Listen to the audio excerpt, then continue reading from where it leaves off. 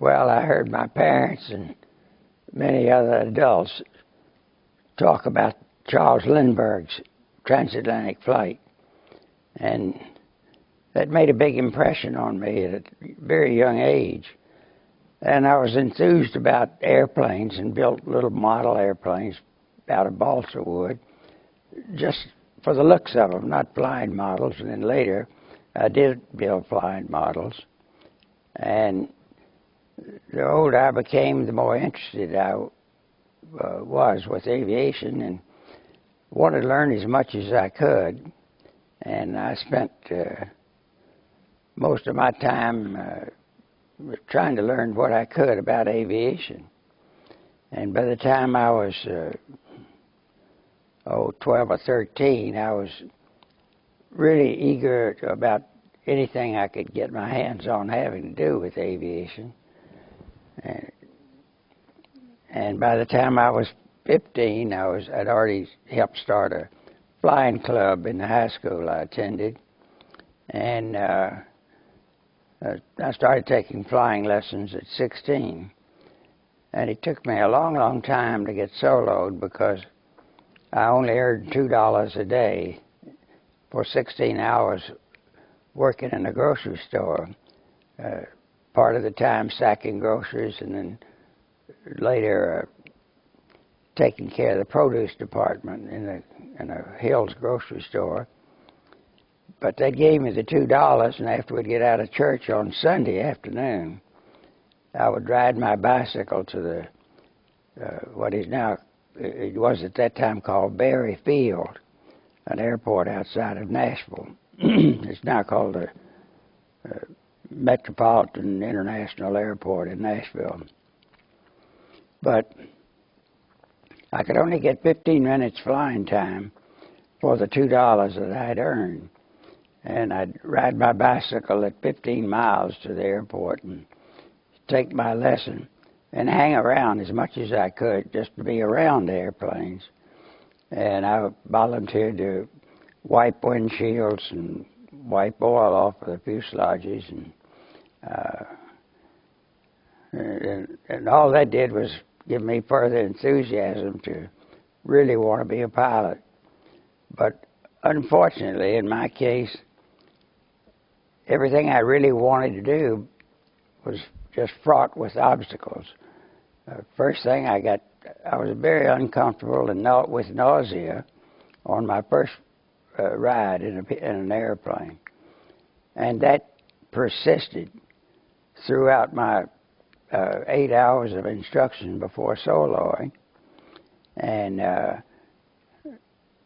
from that point on, I decided I've got to conquer this, because this is what I want to do more than anything in the world. And I've got to overcome this somehow. And so once I soloed, I'd keep doing the very things that made me sick until I suddenly wasn't nausea. And then I'd go to some other maneuver that would make me sick, like steep banks and turns.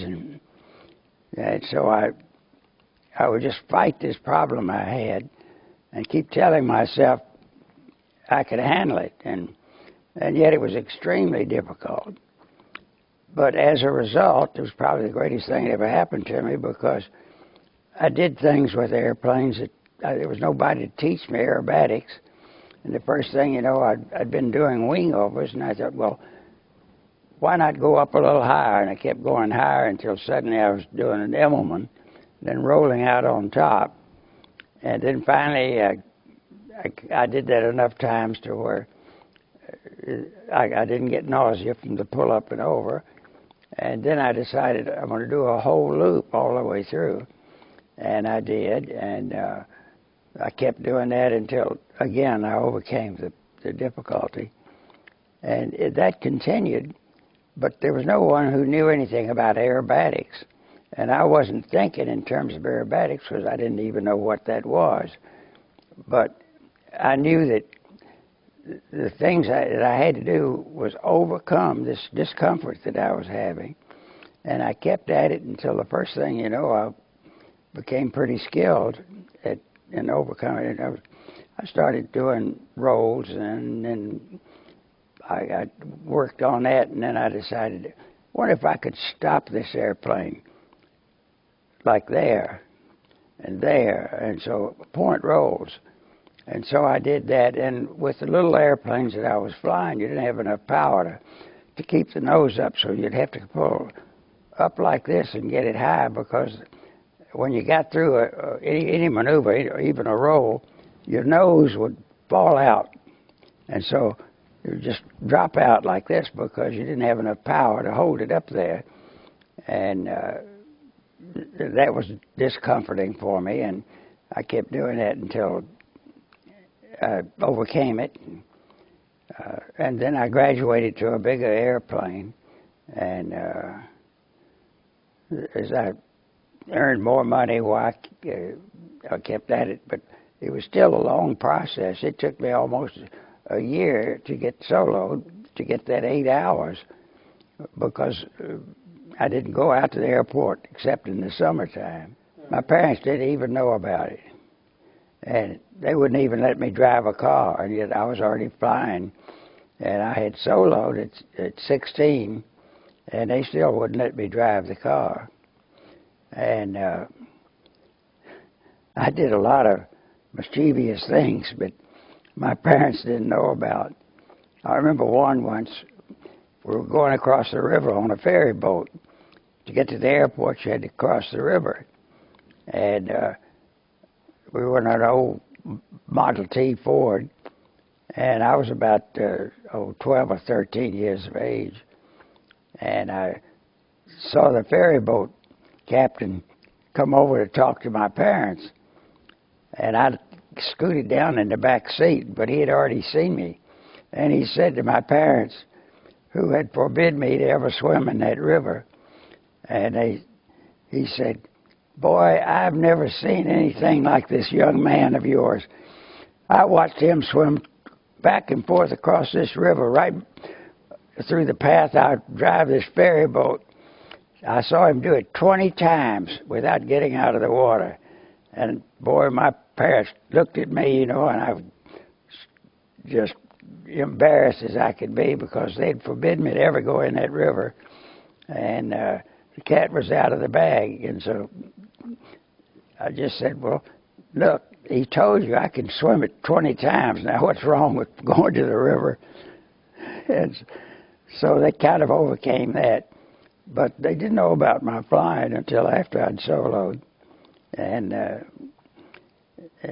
they didn't try to fight me on it or anything, but they were not supportive because they didn't know anything about it, and they weren't interested. Of course, they couldn't afford anything back in those years. Just fortunate to be able to earn enough money to pay for the cost of living back then. And then by the time I was 18, I had just about gotten rid of my nausea, and I joined the Air National Guard on my 18th birthday just to be around airplanes. And I'd watched those military airplanes fly and was pretty excited about what that would really be like if I could ever fly one. As we got into the war, just before we got into the war, you could see the storm clouds over Europe. And by this time, my commanding officer knew me by name, because the pilots they knew I was learning to fly or had already learned to fly. And so they'd give me some stick time, which meant that all the airplanes were dual controlled. It was an observation squadron, and their purpose in life was to give support to the ground forces and say where the enemy is located, and then give them the coordinates so that they could fire their cannons at wherever the enemy happened to be. Well, they were flying at the time Douglas O-38Bs, and it was an old biplane with a big engine on it, and all of these officers were, they loved flying, and that's why they were there. And they could see, here's a young guy that's eager as can be to fly.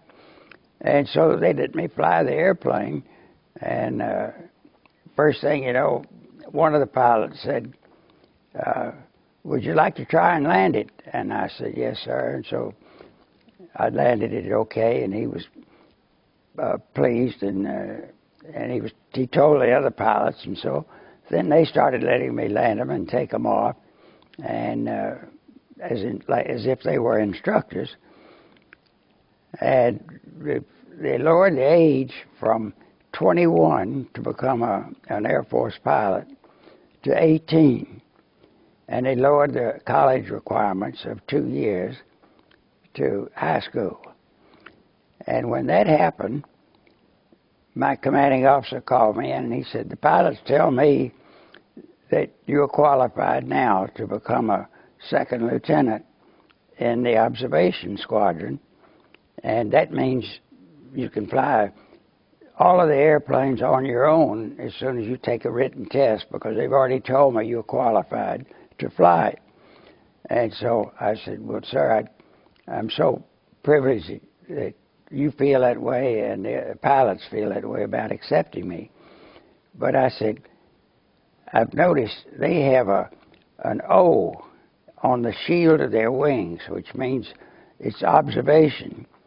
And it also means that you're not a graduate of a flying school. And as a result, you can't ever go into combat. And I explained again that I felt we were going to be at war from everything I'd heard and read. And would he be kind enough to assign me to go to flight training so that I could do what I wanted to do, is fight for our country if needed. And so he agreed to do that and said it was no problem for him at all. And he got me the assignment. And I checked in at Helena, Arkansas. And the instructor that I was assigned to, he took me out and he said, would you like to see what a roll is like? He didn't know I had any experience. And I said, yes, sir. And we had Gosport things and Stearmans, and we could talk to one another through these Gosports. And the mirror, he could see me and I could see him. And he said, I said, yes, sir. And he did a roll. And he said, would you like to try one? And I did a perfect roll for him. And he said, where did you learn how to do that? And I said, I taught myself, sir. And he said, what else can you do? And I said, well, I can cut it in slices if you'd like to see that. He said, I would. And so I did a 4-point roll and out, and I did an 8-point roll, and I did a 16-point roll. And he kept saying, what else? What else can you do? And so I showed him loops, one right after the other. And when we got, he was just sitting there shaking his head. And when we got on the ground, he said, I'm amazed. He said, I can't believe that you can fly this well. And I said, well, I've just been working awful hard at it, sir. And so he went to the commanding officer and he said, I've got a problem with one of my students. And the commanding officer told him, and this is his story, just wash him out. He said, sir, you don't understand. He can fly better than I can, or any instructor we've got here on the primary flying field. And so he said, you're telling me the truth. He said, oh, yes, sir, you got to fly with him. And so he did. And so from that day on, I gave check rides. They were supposed to be giving me check rides, but then I went up with all of the instructors and went through my routine so they could see that all of these different things could be done with the Stearman. And so on the graduation day, the commandant called me into his office, and I went in, and he said, you know, you've impressed everybody here. And he said, I want the rest of the cadets to see how an airplane can be flown. Would you like to put on a demonstration at low level? And I said, yes, sir, I would be honored and privileged. And so I did. But when I got to basic flight training, it was a whole new world because I had not ever flown instruments. And everything's by the seat of the pants, what you see and what you you feel in your motions of in your ears. And I had a terrible time. I didn't think I was going to make it through basic training because I couldn't trust the instruments. I'd just sit there and I'd feel like I was going in one direction, and when I'd look out, I wasn't. I was going in a different direction than I calculated with my brain. And it was the greatest thing in the world for me because I then learned I've got to trust what I'm looking at in the cockpit, not what I'm feeling. It was the first time in my flying career that it ever happened, and so it was a difficult thing to overcome, but I did, and then because of my height, I was sent for advanced training to twin engines because they sent you to fighters if you were short, and if you were tall, you went to bombers or transports, and so I was relegated to the bombers and transports. And I went through the advanced training, and we flew all kinds of twin-engine trainers. But when I graduated, before graduation took place, I went to was visiting with one of the other students, and he was a short person, and he knew he was going to fighters because of his height. Even though they were training some short fighter pilots for P-38s, and so they needed the twin-engine training, and so that's how come we met. And he said, "I don't want to go to fighters." And he said, "What do you want to do?" And I said, "I want to be a fighter pilot." I said, "Why don't we do this? You don't want to go to fighters, and that's all I've ever dreamed about." I said, "Why don't we go over to the personnel sergeant?" And because we were sergeants, I said, "I'll slip him some money." And so he gave me $10, and I put $10 with it, and I had $20. And I said, "Sergeant, he wants to go to bombers and transports, and I want to go to fighters. Why don't you have?" I knew he drank a lot. And I was a teetotaler as a kid at that time. And I handed him $20. And I said, "Why don't you have a bottle of whatever you drink on us and just swap our names?" And he said, "It's done." And so I was headed for fighters then. And I had not even flown a T-6. And so I just skipped that, and I went straight to fighters. And when I got there and checked in, why, they said, "You can fly a P-40 or P-39. And they said, "We want you to check out in the P-40. And I said, "Yes, sir." And so I flew the P-40, and it was, I was comfortable with it. And the P-39 had a very bad name, falsely, because it had the engine mounted behind the cockpit. So it's toward the middle of the airplane, and most airplanes at that time, in the early days of War II, had the engines up front. And so because it had the engine mounted in the back, some of the pilots had to bail out because they got into a tumbling condition. And so it had a killer name associated with it. And I thought, I'd been a mechanic by then, and I had learned mechanics, and I'd learned a lot of things because I was so eager about aviation. I said, if it has a center of gravity that's appropriate for the airplane, it doesn't matter where the engine is mounted. And so, why does that make it a killer? And so I went up with, I just then went over to a P-39 and asked the crew chief to show me how to start it, and I just cranked it up, and I went up, and I thought, I think this is a myth. And so I pulled up and stalled the airplane, and it wasn't any different than a P-40 or any other airplane on the stall. It dropped through and recovered. And I did some spins with it, and it was recover with normal spin recovery control application. And I then decided wonder if what they're doing is getting up at enough angle of attack, and they have some input aerodynamically before the air quits flowing over the surfaces of the flight controls that is making it tumble, because that was the term they used. It was a tumble. Well, I did that, and it sure enough, it went end over end, and I recovered it and did it again. I did it again. On one flight, I must have done it half a dozen times.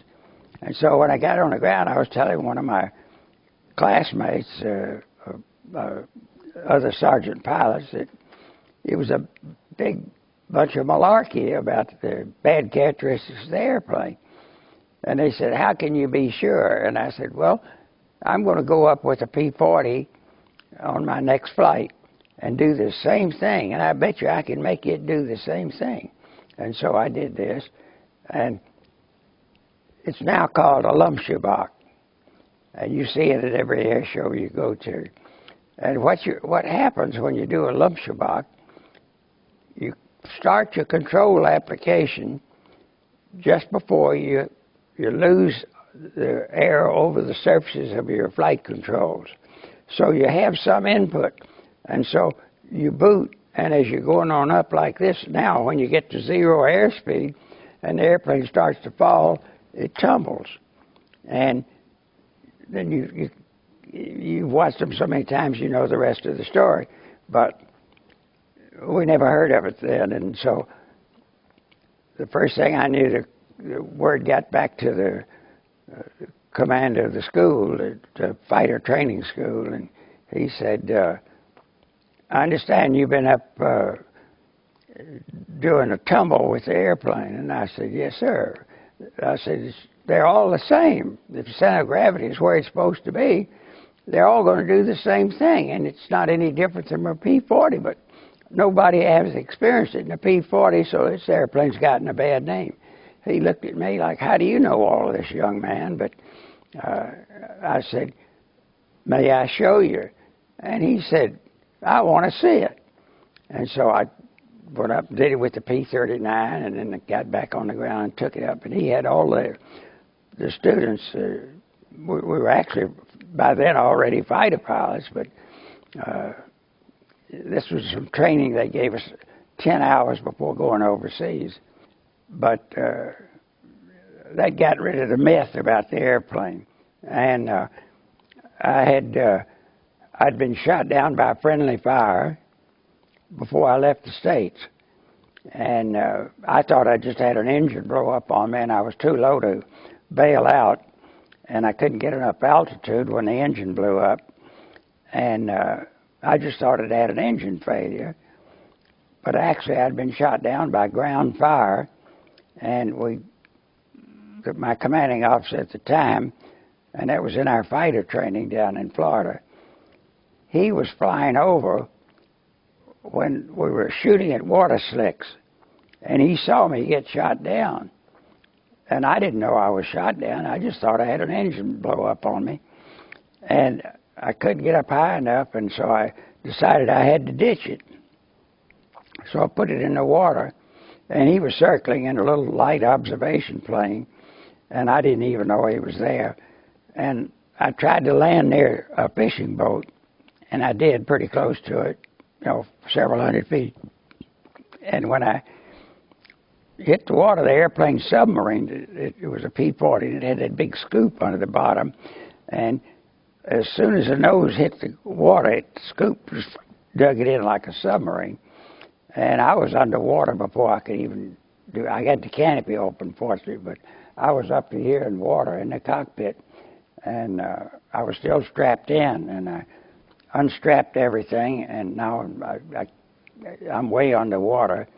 And my Mae West floated me back to the top with parachute still. I was still strapped to that.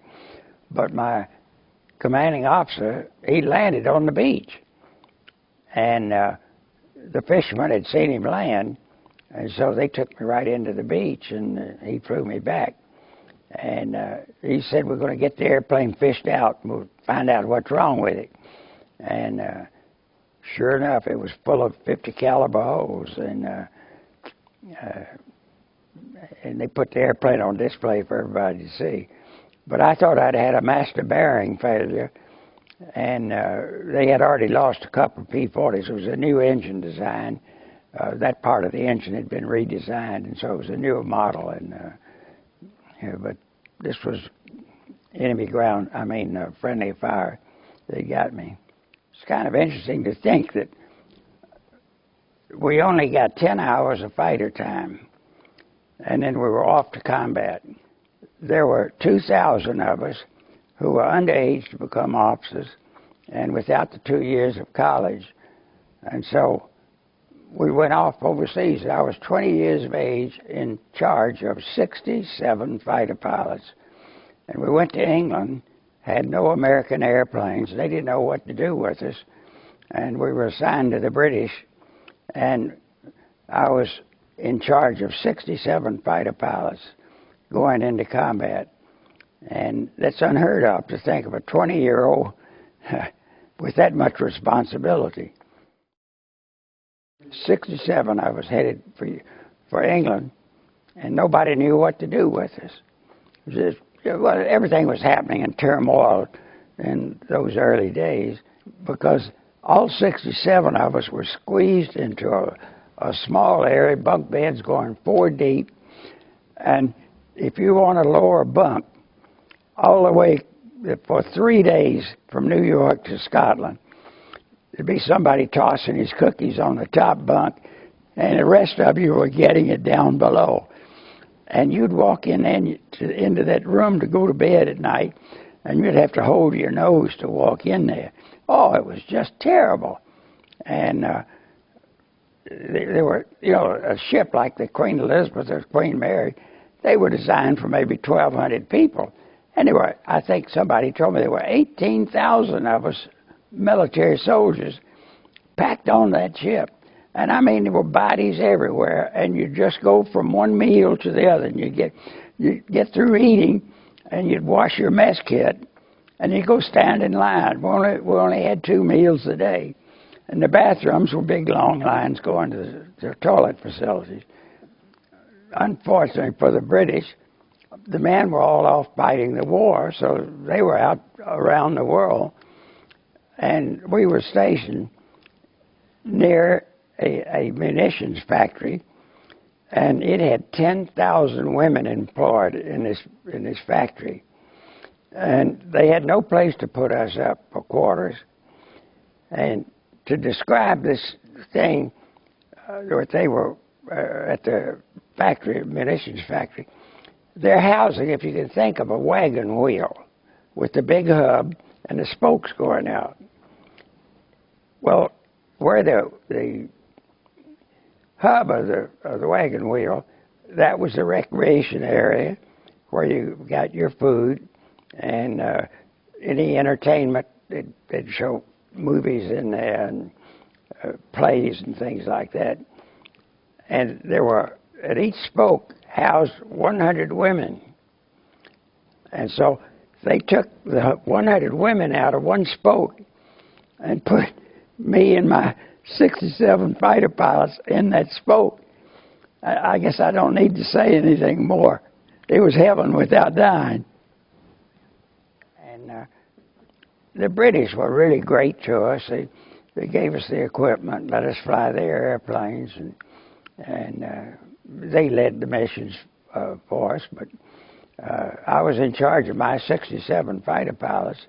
And then we invaded North Africa, and an American colonel came to the British outfit we were in, and he said, you're to take your 67 fighter pilots to North Africa. We've invaded there, and you'll get your fighter assignments when you get to Africa.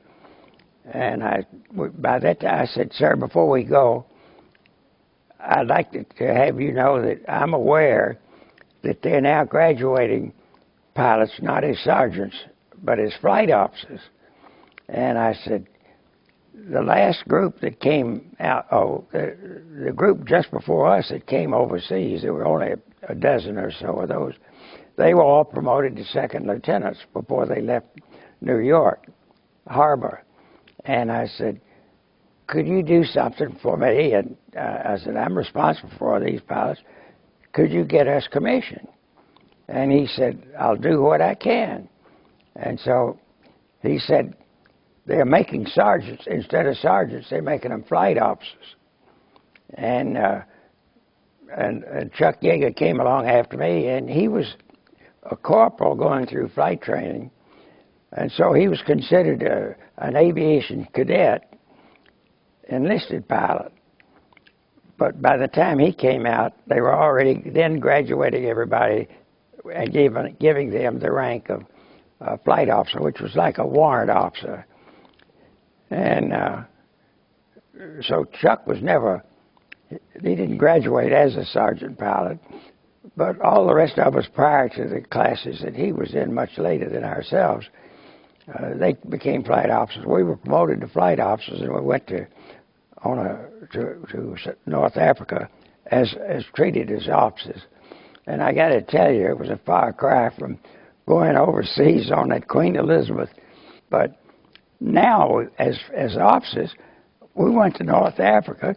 We had a stateroom, and we had a batman, like the British, because it was a British ship. And the batman would tap you on the shoulder and wake you up. It's tea time, sir. Oh, we were in love with it. And fortunately, on this ship were some nurses being sent to North Africa to go to the hospital bases there as replacements. And so I've never seen so many shipboard romances in my life as we had going from England to North Africa. It was, when we arrived in Africa, it was pretty primitive. They didn't know what to do with us, and because we weren't assigned to any given fighter outfit. And so they said, we're going to put you in a pool, and then we'll send you out to combat units as pilots are lost in the war. And they looked at me and said, because I was in charge, they said, we've looked at your records, and in the headquarters we were in Iran. That was our first point of contact in Africa.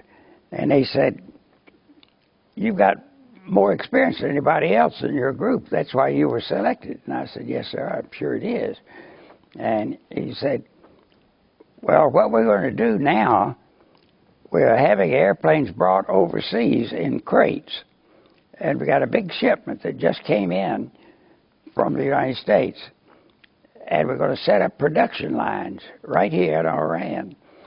And the airplanes will be assembled, and you'll be the test pilot that takes them up and checks them out. And that would be called, in the civilian world, a production test pilot, which means that, like every automobile that's manufactured, somebody has to take it around a given course and check it off as being satisfactory and ready for delivery. And normally there wouldn't be too much risk in that situation. But because of our communications, we didn't have the manpower of English-speaking people to assemble the airplane, so we used indigenous labor. And so we had a language barrier. And the Arabic people couldn't speak English, and we couldn't speak their language. And so we had a real difficult time. And my experience level went from here to here because I had every kind of mishap you could even imagine, because somebody forgot to do something. And you can only visually see so much because there weren't enough inspectors to go around and check every individual who's working on an airplane, putting it back together. And so I had fires, I had all kinds of engine failures, I had controls connected backwards, but I spotted those obvious things and had those corrected before I'd fly it. And but you had to be very cautious and careful about every little detail and just make sure everything was working. But even that wasn't enough to keep you from having mishaps frequently. And then they started getting another line of airplanes coming in, another different type, and then I said, I need help. I can't, there's only so many hours in a day, and I was just jumping from one airplane to the next. And because you have so many squawks on a first flight, sometimes you'd have to fly an airplane several times to get rid of all of the squawks so it would be ready for combat. And that was the purpose of your job, was to have the airplane combat ready. So I'd have to fire the guns and on the target and all of that. But all of that type of flying put me head and shoulders above anybody else, because I ended up with, I flew the first 60 P-51s to come overseas. And I only had one accident with all of the P-51s I flew, and that was I couldn't get the gear down. And my commanding officer told me to belly it in. I would have been better off. I'd planned on landing on one wheel, but he insisted that I belly it in, which I did. But that's only one of the Mustangs I had trouble with. But with P-40s, P-39s, Spitfires, Hurricanes, and P-38s, I was flying all of those, just jumping from one to the other, back and forth. But I had other pilots helping me because it got so many that, and I was put in charge of those. But my experience level was just going sky high, because I'd have emergencies that you wouldn't have ever even thought about. But that equipped me and prepared me for the rest of my flying career, because I've already been there. When something goes wrong, I know exactly what to do to get myself out of a tight position. And I had to bail out. We were doing repair work, repairing battle-damaged bombers. And so I had never been checked out, so I just got in the airplane and had a mechanic show me where everything was. And so I would check the bombers out and make sure they were ready to go back into combat. And I had to bail out 2 bomber crews. And because, again, of the labor situation and the lack of communications because of the language barrier. But all of that gave me a wealth of experience that was invaluable to me. Well, to go fast forward from flying the airplanes after they were assembled, I was asking and requesting for transfer to combat at every opportunity. And I always got turned down. You're too valuable in what you're doing.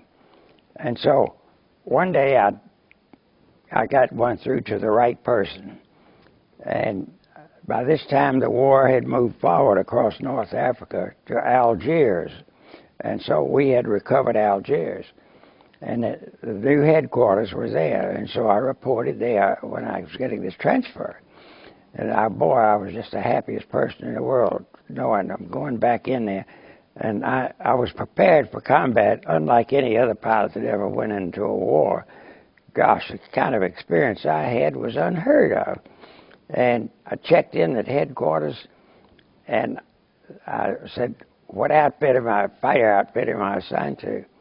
And this colonel said, you're going to be the operations officer for a new command that's being set up. And I said, new command, what does that mean? And he said, we're going to start a ferry organization. You've got all this experience flying fighters and bombers, and you're going to be responsible for getting replacement aircraft to wherever they are needed.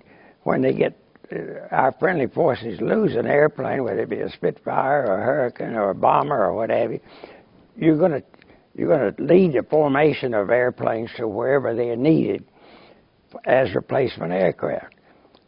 And I said, but I don't want to do that, and I sure like to and appreciate getting an assignment to a fighter outfit. I said, that's where my skills belong. and they declined that.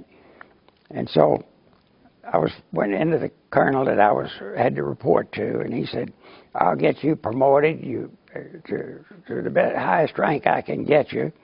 And he said, "I'll get you any assignment you want after the war, but this is the most important job right now that you could do." And I said, "But sir, I don't wish to do this. I want to fight." I said, "We're at war, and I don't want to be back here." I said, "I want to be in combat." And so he said, "Well, you're not going to go to combat. I'm telling you, you're going to be responsible for what you're doing right here." And so I was stuck with it. And I was using a B-25 to lead fighters to different places, and I'd bring them back in the pilots back, say 6 airplanes or 8 airplanes at a time to a given area as we progressed in the war. And I'd pack them into the B-25, bring them back to Algiers, and we'd take another load and go somewhere else. So when we invaded Sicily, I had I looked at the board, but before I looked at the board, I looked at the board and said it headed for a little strip called Licata, and it was right the first place we invaded. And I had 6 P-40s, and I went into the operations tent. You could hear the guns going off all around you. The front lines were less than 10 miles away. And I was in the tent and waiting for my pilots to do their paperwork to turn the airplanes over and get in the B-25 for me to go back to Algiers. And this general was there. He was a 2-star general. His name was General Joe Cannon, and he was a fighter pilot. I mean, he was a leader. And he came into the tent, and he saw me in my flight suit and the Mae West and everything on. So he assumed I just got back from a mission. And he said, "Young man, how'd the mission go?" And I said, "Sir, could I walk outside and get you to go with me and let me privately tell you about it?" And he said, "Well, of course." And so we went outside, and I told him my whole story, that I'd lived and dreamed and planned and wanted to go into combat again after being in combat in England, but I'd been deprived of it. And I said, "You're a fighter pilot. You know how I feel." And I told him, I said, "I can fire the guns into a target just as well upside down as right side up." And I said, "Being a fighter pilot, you know how round a loop must be. If you can hit the target consistently, loop after loop after loop." And I said, "I can come out of 4 consecutive loops and hit the target.